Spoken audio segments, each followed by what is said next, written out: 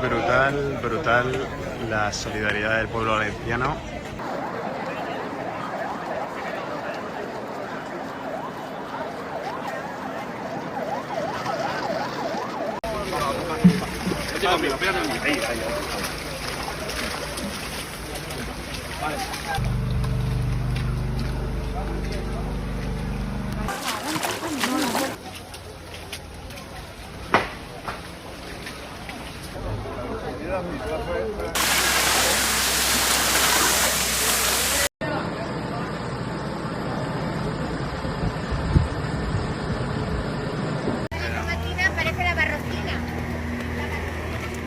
Una barroquina.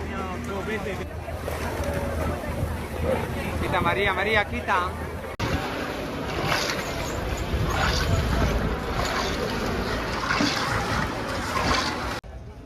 Thousands of volunteers, many arriving on foot, aid Spain flood recovery. As the country reels from a flood that has left at least 214 people dead, ordinary citizens have flocked to devastated areas to help clean, donate, and rebuild. They came by bus, by tractor, or on foot. They waded through mud hoping to help clean up neighborhoods washed away by floodwaters that have killed at least 214 people. Thousands of Spanish citizens made their way to flood-ravaged Valencia over the weekend after the country's worst natural disaster in recent history left the nation shocked by images of overturned cars and brick homes torn apart by furious water. The devastation has become a political flashpoint and brought home fears over the effects of climate change. But for many, the most immediate and important response was to lend a hand.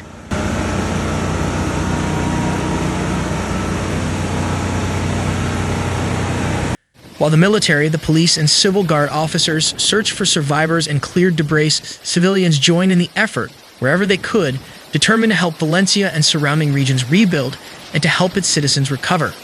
On Saturday, a parade of tractors rolled into urban Valencia, a province on Spain's eastern shoreline, driven by farmers from around the region who had come to help clear debris.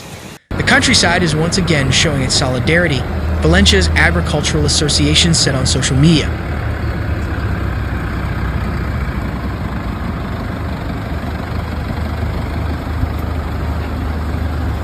With major roads in the Valencia province closed to vehicles, many decided to walk, carrying brooms, rakes, and buckets, according to footage aired by Spanish broadcasters.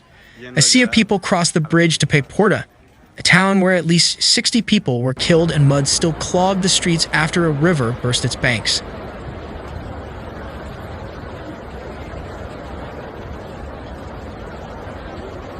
In urban Valencia, the city's celebrated soccer club offered Mestalla Stadium as an emergency center where citizens could drop off bags of food, clothes, and bottles of water.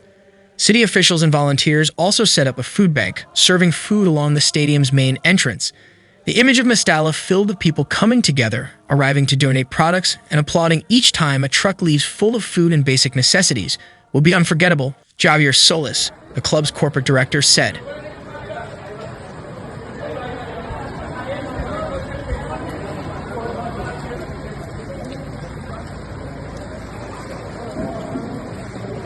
Alongside star players like Jose Gaya and Jean Dominic, fans and volunteers sorted and packed food destined for devastated neighborhoods. Candela Rave Moral, an industrial engineering student who lives in central Valencia, helped coordinate university students who wanted to help and ended up working with hundreds of people who wanted to do something for their city. Many of them come crying because of this huge, unexpected catastrophe, Ms. Rave Moral, 21, said. The little children have even come to deliver their toys. It's very touching to see everybody so willing to show solidarity.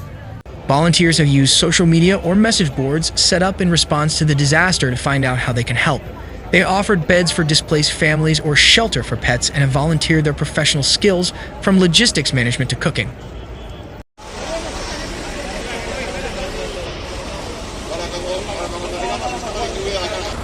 Claudia Ortiz Garcia, a nursing assistant, used a message board to collect food, medication, and feminine hygiene products. On Sunday, she and her partner planned to drive from Dania, a port town south of Valencia City, to the worst affected areas where they will deliver the donated supplies. Some friends who also wanted to help have asked to ride along. Ms. Ortiz Garcia said she will also offer medical assistance where possible.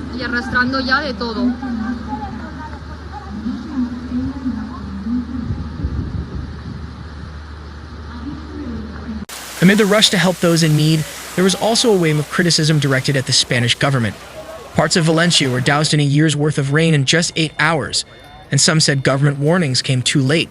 Other victims said rescue workers and the police took too long to respond to the disaster. Dozens were still missing by Saturday.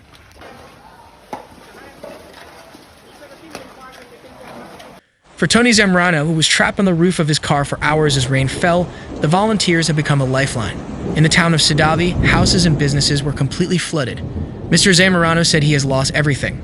Were it not for the volunteers who worked from sunrise to sunset, he would not have clothes, food, and water, he said. Not only have the volunteers provided the basic necessities, they have also restored his faith in humanity, he said. I feel that humanity is still capable of forgetting its differences. Here, race or economic level don't matter, he said. This solidarity makes you feel great. Then you close your eyes when you sleep, you remember everything you have seen, and you understand the magnitude of this tragedy.